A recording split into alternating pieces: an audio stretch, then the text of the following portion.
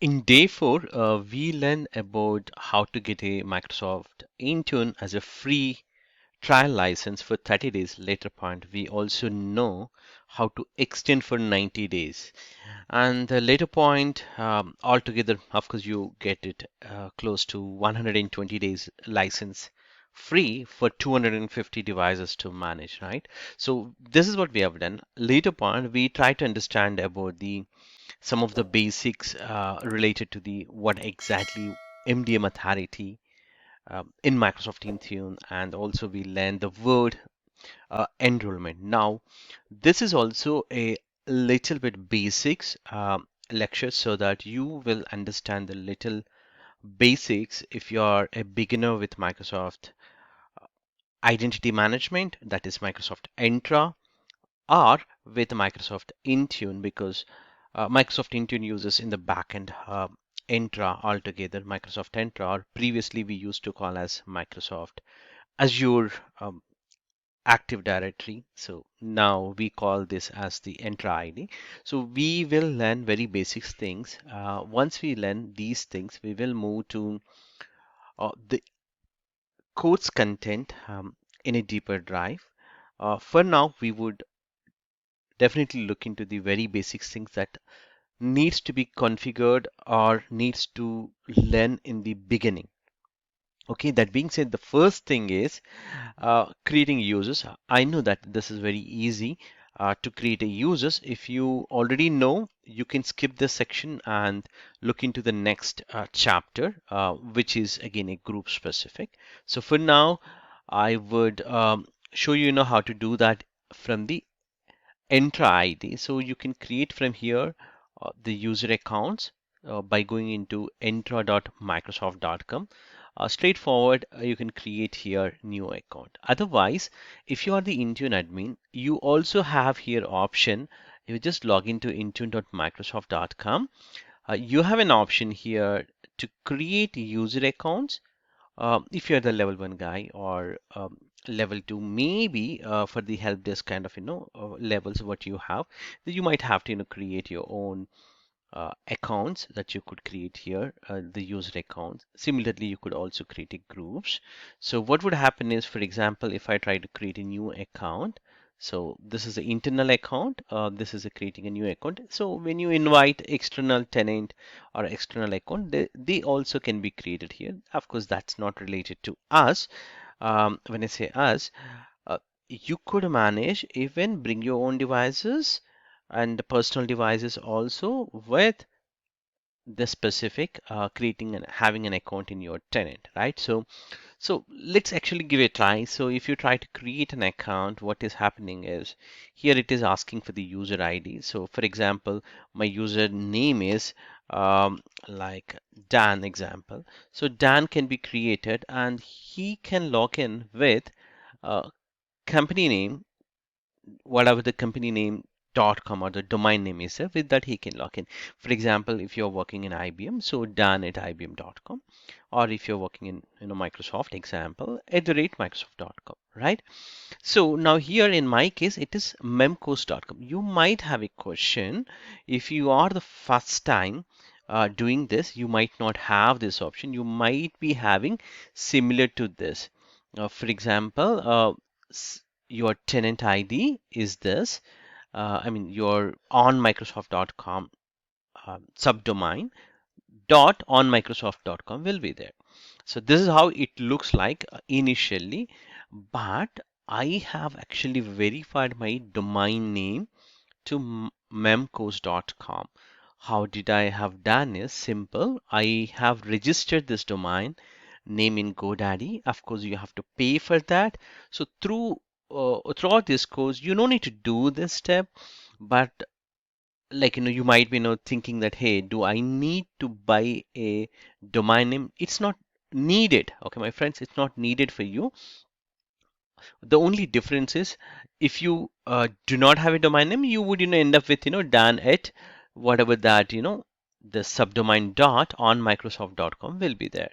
So I would say you can perform all kind of activities with subdomain.microsoft on Microsoft.com also. There is no need, but for the comfort of to meet the real time, I have already purchased a domain for your comfort so that you know that you know what we are trying to do throughout this course or throughout this series. You would see a real time.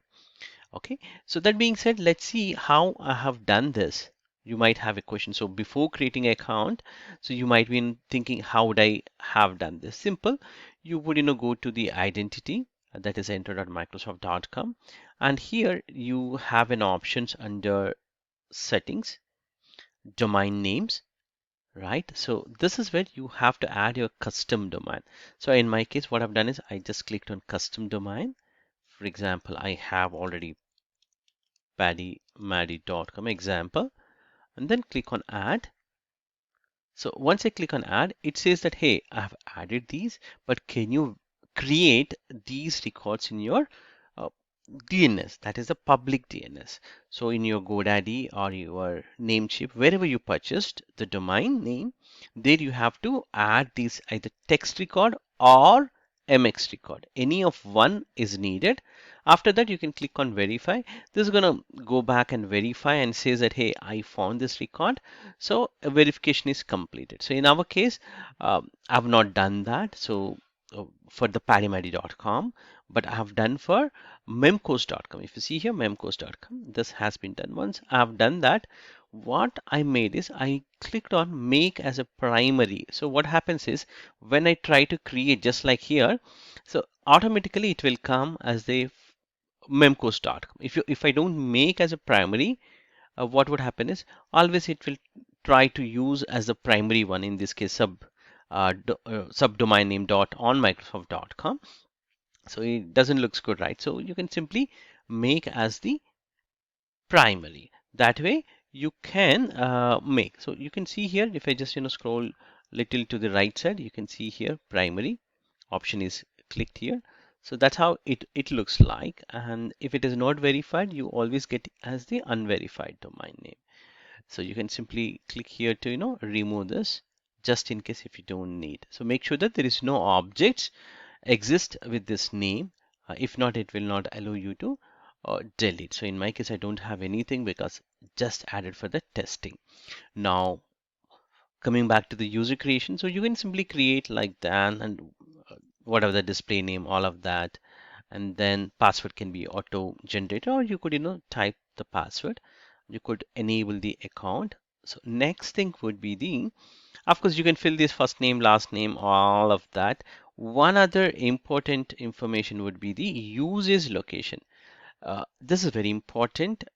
If you have not specified usage location, users cannot have a license. So let's say if I just click on next without assigning this example, I'm not doing anything here, just created this Dan account. Um, so if I just go to Dan, it's going to come up with this on Microsoft.com, because I clicked on Microsoft.com. If you just go back and check it, it doesn't matter. In case if you want to edit, you can later point also edit by going here. Simply choose that primary domain. In this case, I can save it. Now, I need to assign a license. So you know about the licensing, right? Microsoft Intune have a different licensing plans, like plan 1, plan 2, device-based license, even Intune Suite, even add-on licenses. All of that are the options we have. If you want to assign, so you can assign for that specific user by going into licenses, click on assign. But as a recommendation, in the previous lectures, I also told that always assign licensing based on the group based, so that it makes easy for you to control the licensing information. Okay, so in my case, what I'm going to do is, just for the testing purpose, I would assign license, and it's going to fail, my friends. It's going to fail. You know why? I told you, right? If you remember, the user's location was not mentioned. Okay, the user's location is not mentioned, so it's going to fail.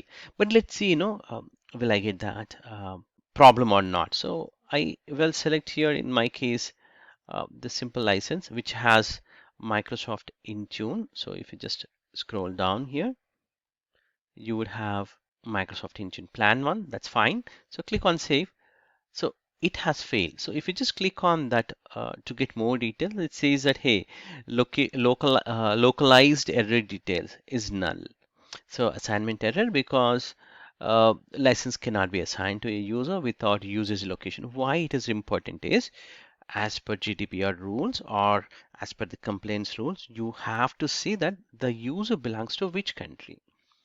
Why I have to mention is so that the master attributes will be storing with respect to that location of that country. Let's say if I belongs to US or maybe India or Europe specific countries, Germany. So those things will be not be go across the by saving in somewhere else. Instead, it would be to that specific region. That way, if something goes wrong, it will reside inside that country. Okay, that's the idea. So now you know it. So you need to have the localized or location specific details should be added, right?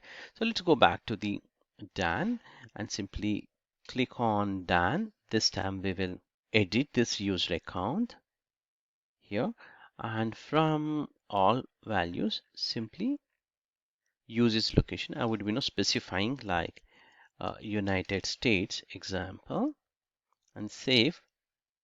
Now the licensing can be assigned now. Let's see. Simply test it with this, save. So in a minute, we have to just give a minute. You see here, it's gotten assigned now successfully. So if I just go back here to the Dan and if I click on licenses, I can verify licensing information. So it is direct license. It's not inherited with the group based. Okay. However, this is going to change. If you see this banner, it would go back to admin center and admin.microsoft.com. This is Office 365 specific admin center. This is where it would come up by the day which I publish this entire library or series. It might go there. So this is again, it's a bigger change. You see here how many licenses I have assigned, how many of them are pending. All that can be tracked here. That's fine. So now you know it. Ideally, under licenses, it will be there, right? So the next thing would be if I just go back to my PPT. So we learned three basic things like setting up MDM authority as a first time configurations, and you understand about the enrollment.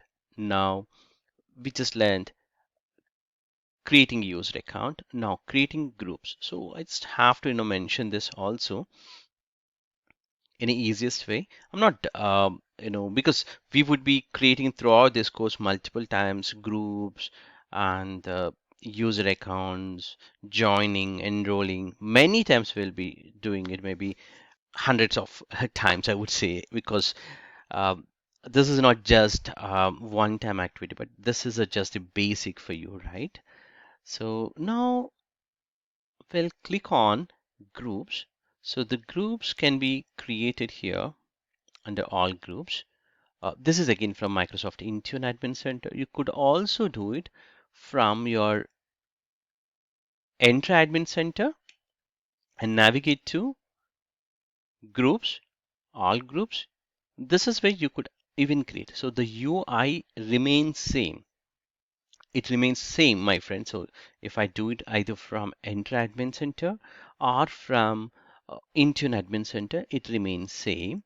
There is no difference. You see here the same web page, here also same web page, right? Just the zoom size, that's it. Okay. Now let's actually do it from Microsoft Intune because we are trying to do it from Intune.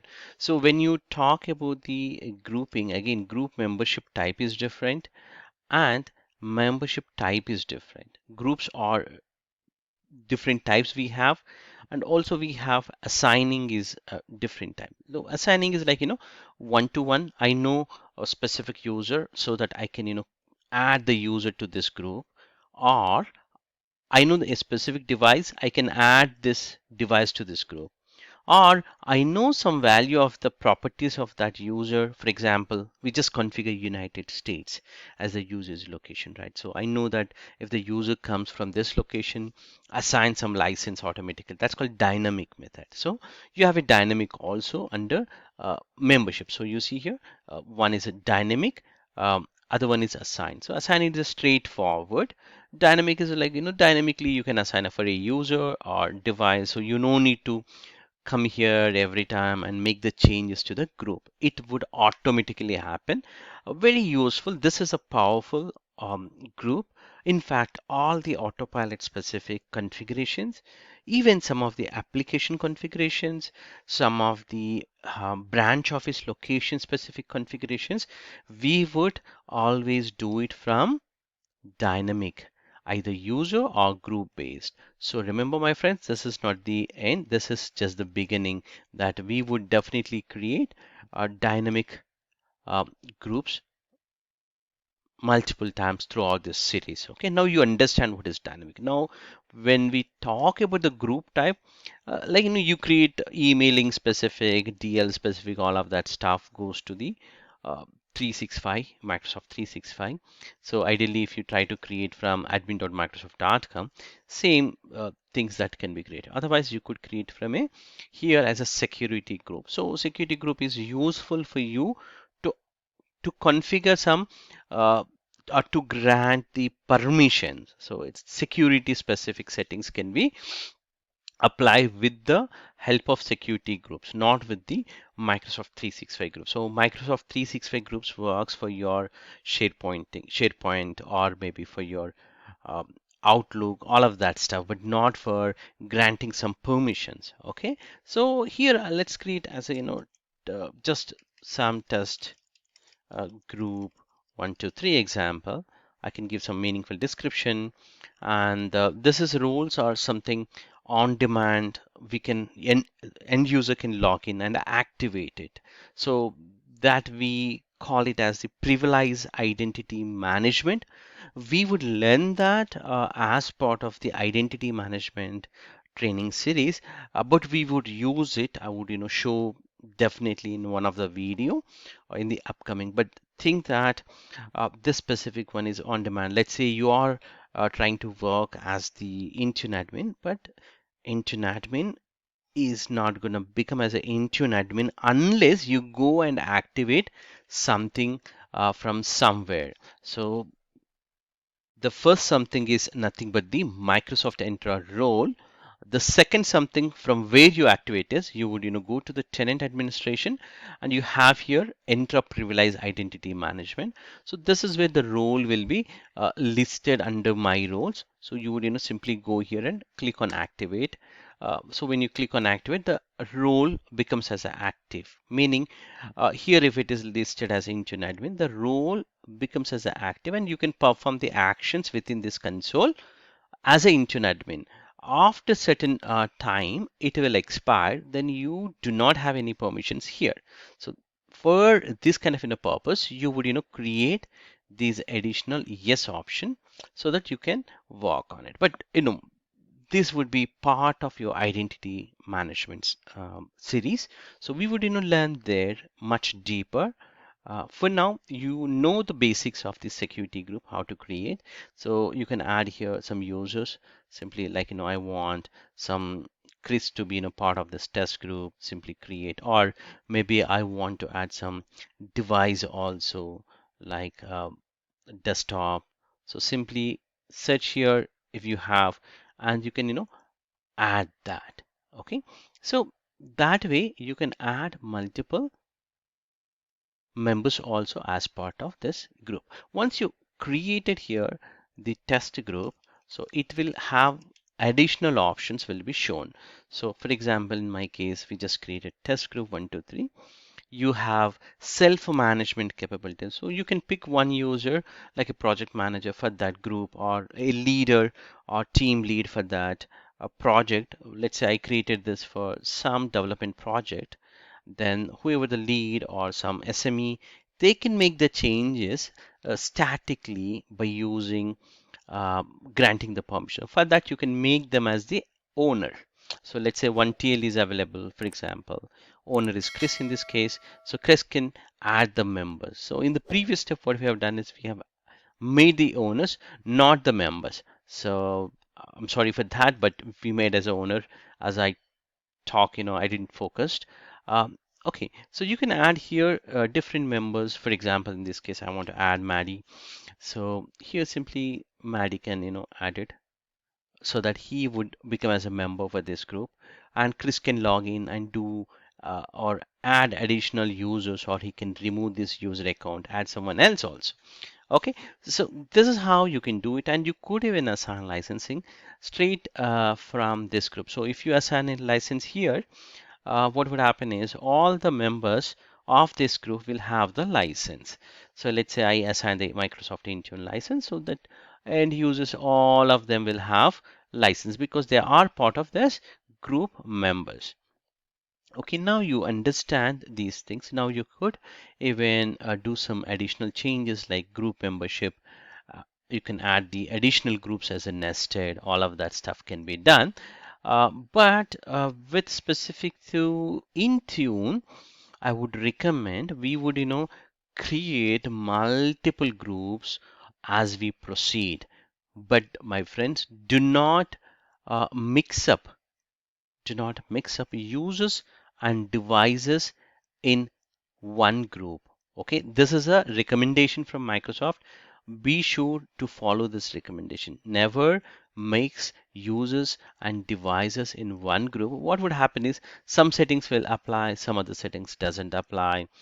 It simply ignores. Lot of problems will come up. So the takeout for this couple of minutes, or close to 15 minutes, would be for the groups.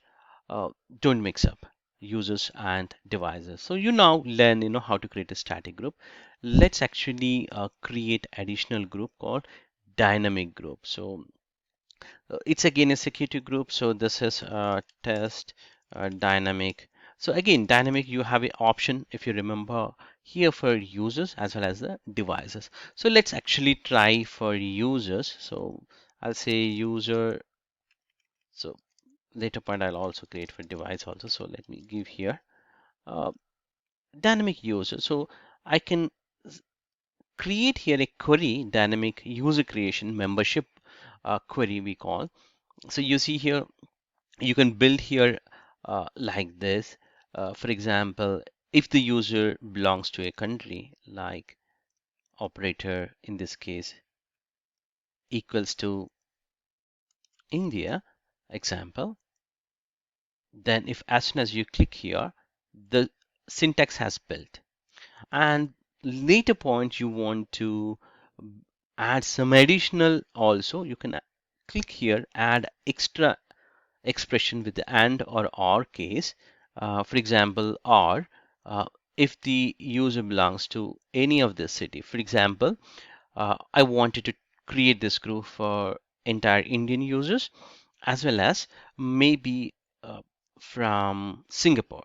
So example, I can say that here city as Singapore example um, equals. So what is happening is here in this case two values we are giving, or you could add even one more within this instead of city, you can take as a country also. So what would happen is it is just looking for these and it has built. And later point for testing purpose, you could even test these values with the help of validating rules. So you can add some of the test users, for example, like these are my users example, some test users are there. um, let's verify what would happen. So here nothing, no user has met the criteria. What is happening is it is actually looking for India or Singapore. Both were not found because the city was mentioned for this, admin is different and country is United States. So if I filter this query with equals to United States and I validate, for example, in this case, add a user. This is how you have to test it, my friends. First test it and then you can work on it. Otherwise, the group might not be a proper, for example, admin user, um, it is meeting United States, that means the query is working fine. So once we have tested, you can go back to the configure rules and save this query so that it would work. Similarly, you can add additional expressions as I said earlier. So you have multiple options. You can see here employee ID, mobile number, password, policies, so postal code, street, address, state. So you can group them based on multiple attributes that are available, and these are the 15 attribute 1 to 15 are from exchange hybrid specific. You could even use those attributes also, utilize and create the user groups. So this is how you create a dynamic group, meaning any user now, uh, here any user belongs to United States automatically part of this group. So if I just save here with user or device, what would happen? So if you click on test dynamic user device, in a couple of minutes, the members will automatically come here and you don't have any option to add also. If you see, it's just created, so you don't have any member. But in a couple of minutes, if I just refresh, it takes in the backend some time to refresh and get those all attribute based users, and then it will show here. So you see here, as soon as I refresh, other three members automatically coming based on the United States attribute, right? So let's also look at the additional one.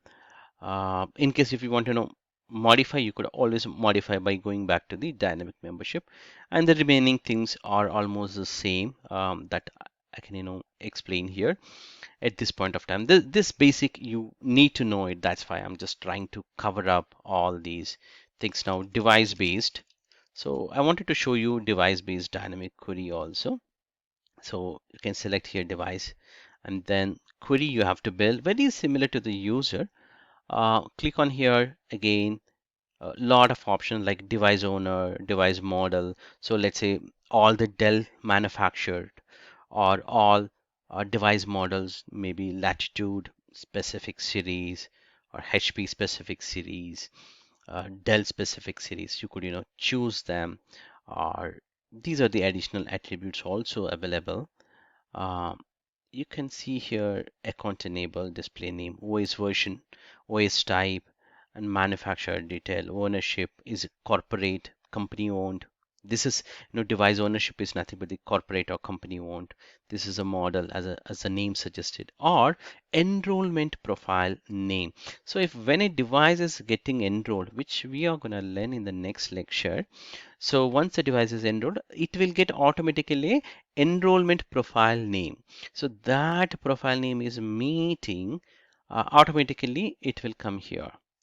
The device becomes as this group as a member. Similarly, you can use the organization unit. So OU, very similar to the on-premise OU, you also have here OU. So if I just navigate to admin OUs under roles and admins, here you could create organization unit or administrative units, something like that, and we could group them also here with the organization unit specific. So it's just like your OU grouping them. So now you understand about the idea that what exactly dynamic group membership.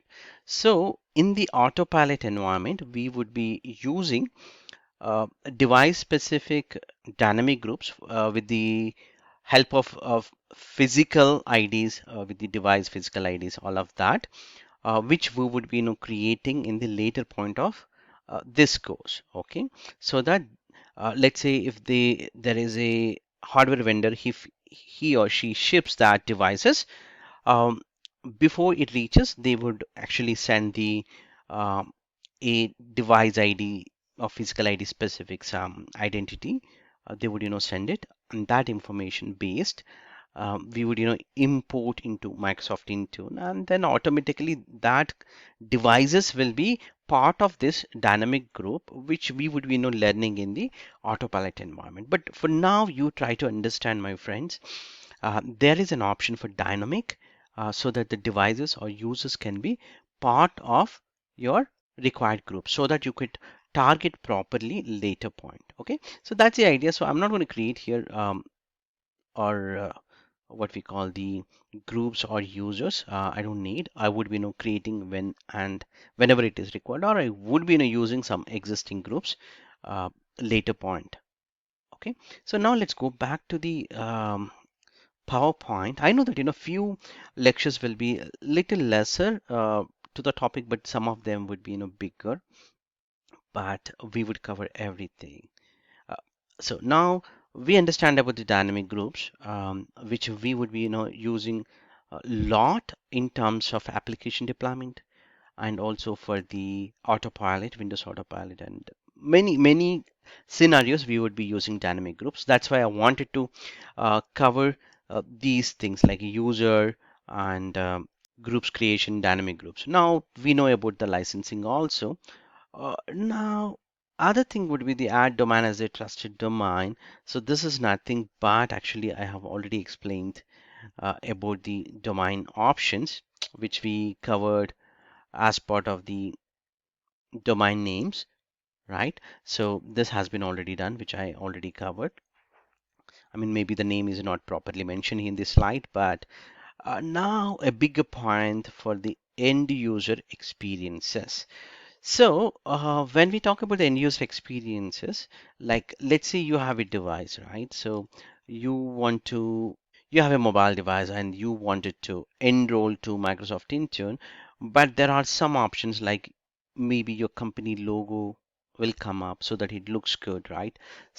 And also it might ask you to accept all these terms and conditions, then only they will allow I mean, you as the Intune admin, you can allow the device to get it enrolled in Microsoft Intune. The reason being, we would, see their device, serial number, model, at least the basic things we would see if it is a personal device, right?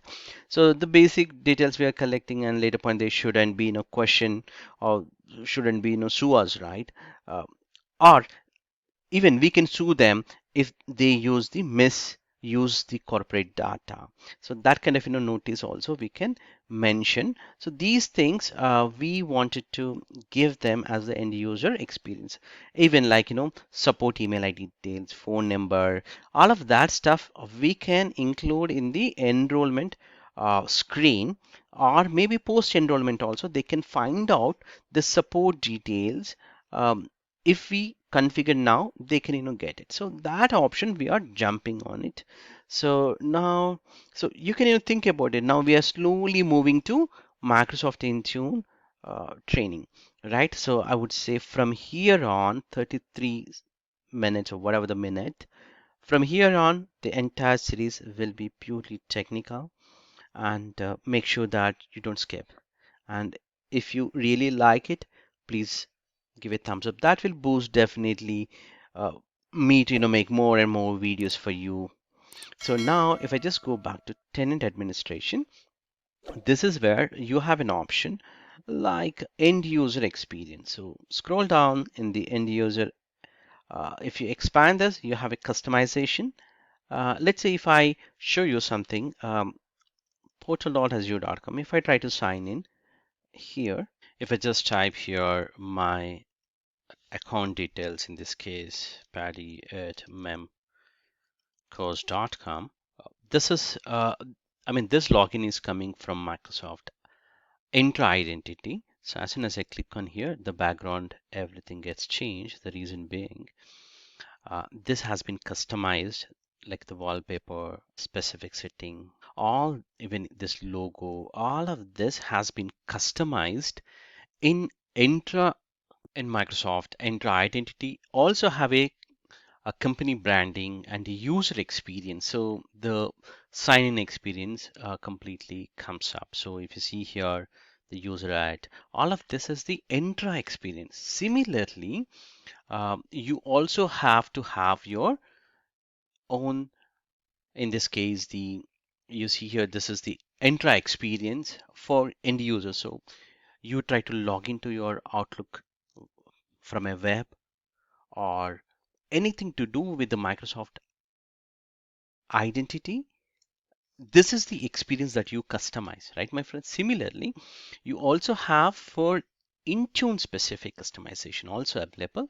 So that needs to be customized. So in my case, what all I have done is, you see here, I have done the initial configuration that you could also do it by just click on edit and then upload the required logo based on your uh, the recommended size. So these information you can get it from your corporate company with the trusted logos and the size, because this would sue you in case if you're not using proper logo.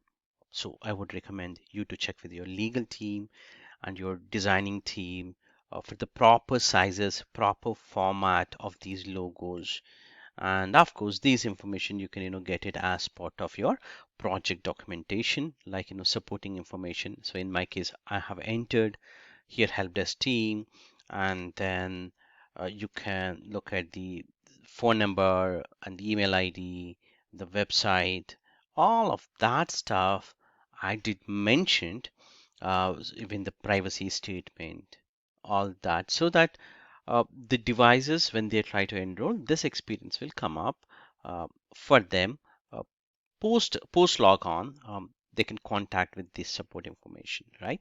So now the configuration specific device enrollment can be available with some of the prompts, or without the prompts also you can um, perform. So those actions you could configure here. Privacy statement and device categories can be configured. So again, this is very interesting, my friends. You see here, this specific to the categories, the device categories. Let's say there are devices, there are different departments out there, like HR, sales, marketing, on-road executives, or contractor, all these kind of different categories, or company owned or personal devices, or from a separate store specific or state specific. So you can create multiple categories. So like once you create it, they have to choose those categories. Okay, so let me show you that category. So if you just go to the devices navigation, you have here categories. That's a device category option. So you can simply choose some department, for example, all sales, accounting, point of sales devices, development devices. So these are the categories. Okay, it doesn't mean that the device belongs to automatically there. For that, you need to create a groups. So whoever thought that mechanism without within this lecture, they are actually following, right? So if you just go to the groups, you have a dynamic group, right? So within dynamic device group, you can simply say that a query can be built based on the device category. So you see here, device category is equals or ends or begins, something like this. You can give, so that the devices, for example, if I give here sales, all the sales specific devices will, whoever choose during the enrollment, if they selected as here, because we are allowing here as a device category, so they have an option to select as a sales or some other department, or maybe a different department, right? So based on that, they can do so that the automatically the device becomes to this group. All the required applications will be pushed, or the security policies, or maybe the access will be granted for those devices. So this is possible when you have created a proper device categories. But not only that, you also have to allow the groups in this case. So if you don't allow or selecting the device categories in the company portal, you can simply block it. It depends to your uh, configuration, the way you want to do it. So if you still do not understand this, this is a designing question. So it's just the beginning. It's okay. It's really okay. If you just move to the different sections, around 60 or 70th series between somewhere, or maybe end of this course, somewhere I would mention in the designing specific videos, then I would definitely cover these design specific configuration. This is just the beginning you to get it familiar with the Intune Admin Center for now, right? So even in the during the enrollment uh, options, I would multiple times I would showing what is this device, categories, all of that stuff. Okay, and app source here will be shown in the company portal. You want to block it or allow.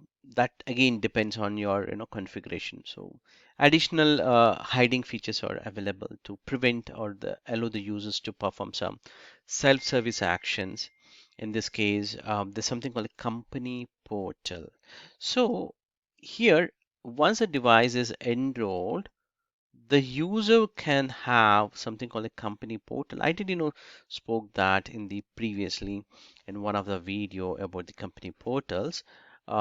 So company portal is think that this is a kind of client software or client UI to communicate between you as an end user and to with the device and to your Intune admin profiles.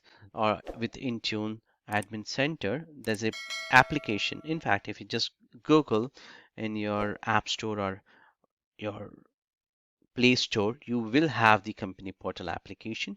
So during the enrollment, we would use this portal, and this portal also available over the web also. So we would deep dive into the company portal as we go through it, but it's just the end user specific some interface to manage their how many of the devices they are logged in, what are the applications are available. Hey, can sync the policies out of 5 devices, only this policy or this specific device should sync all the policies, something like that. It can be done with the company portal. I didn't show you at this point of time, just to give you some UI experience so that you can remember. So this is the company portal which I'm referring to. From a Google devices or Android devices, you would install from a Play Store, and if it is Apple devices, you would install from App Store. And you might be thinking, how about Windows devices? Yes, you do have for Windows devices also similar application. There's no UI specific changes. It's available on Windows devices, including your Windows 10 or Windows 11 devices. Of course, those are the Windows devices. You have the same, including, I would say, web-based also. It is available for Windows devices. So that concludes, a kind of an experience that we are talking about for customizing the end user experience for company portal when they log in. And we also talked about the terms and conditions. If not, yeah, we can talk about that. Yeah, as you can see here within the tenant administration, you have terms and conditions. So you can create a certain terms and conditions based on the region or whatever that you want, for example, annual or monthly kind of things, and assign to your users. So in this case, I have created annual terms and conditions by creating here just like this, and say this is my test policy for annual, and then this is my title, terms and conditions, summary of the terms, and they must have to accept it and assign to a specific group, so that every time they try to onboard or as you assign, it would automatically trigger on their user's device, and they have to agree these terms and conditions, and you would able to see them in the reporting point of view here if they have accepted or not. So you would able to get it the full information. For example, this user has been accepted. So these kind of terms and conditions you can create it. This is also I would consider as part of your end user experience. So the other thing is multi-admin approval. Since we work on Microsoft Intune Admin Center, it's not just we, multiple persons will work. So you need to uh, create something called a multi-admin approval. Let's say if there is a level 1 guys and they have done some changes that needs to be reviewed and approved by your next level admin, right? So you could do that like level 1, whatever they have done the changes, that will not be published until here some other admin approves as a peer review or whatever you call it, or the next level admin to review that so that the changes will go. So you might be thinking why this is needed. This is really needed because the tool is very powerful. Let's say if you target something to all devices or all users, that would screw up entire devices that are enrolled, right? So somebody have to be approved. Let's say if a level one guy doesn't know much, maybe he targeted or he messed up some application or some configuration which would deploy to all users, right? So we need to definitely have to have this kind of an approval. But I'm not gonna explain here how this is gonna do all of that because this itself a dedicated video for you. But I'm just giving you some ideas so that you know that, hey, I know these are the things that are must be part of your first time configurations, or you have to do it, or it is available as part of a proper configuration, right? So the next thing would be the RBAC, which is roles, and that's nothing but the role-based access control. So not everyone, we can assign different roles. Based on those roles, the users can uh, perform some kind of actions. For example, they can only work on help desk activities or application deployment, some read only. Those things we can, configure, or you could even custom roles can be configured with the help of RBAC. And the next most useful one would be the scope tags. So even though you granted read only, when you granted read only, it is actually appearing for every user, right? So, which we don't want that to appear for every user. Instead, we wanted the shared only applied. I mean, let's say you have granted here roles as the help desk, but within the help desk, there could be two different levels. Okay, one would be the DVD machines, like Department of Defense. Uh, so not every user is compliant, so they cannot touch it. So in that situation, what you could do is you could, create a scope tags and assign all the DVD machines with the scope tags. So even though they have read permissions, only authorized scope tag specific uh, device where they have a read permissions only visible on the Intune. So other devices will not be visible for this kind of normal users. Another example would be, let's say from yours region specific help desk team only will be able to see your specific devices, and they can only make the changes, uh, like targeting applications, all of that only to that devices, not to all uh, devices, because by default you have the scope tags as the default scope, so which would target for all the devices, all objects, everything that you have within the Microsoft Intune. Instead, you can create a specific to a region or department based and assign here that group. And then once you assign that specific users or groups, what would happen is you can uh, manage by assigning those devices. For example, I have the specific device. What I could do is I could assign here under properties, instead of scope tag as a default, I could simply open and select Delhi or USA, so that US region people can also view, not everybody, because we could remove even default, so that only US region people can only log in and see within their Intune portal. So that's how you could manage. So these are the high level things. I'm just trying to give you an idea. So one other thing would be the filters.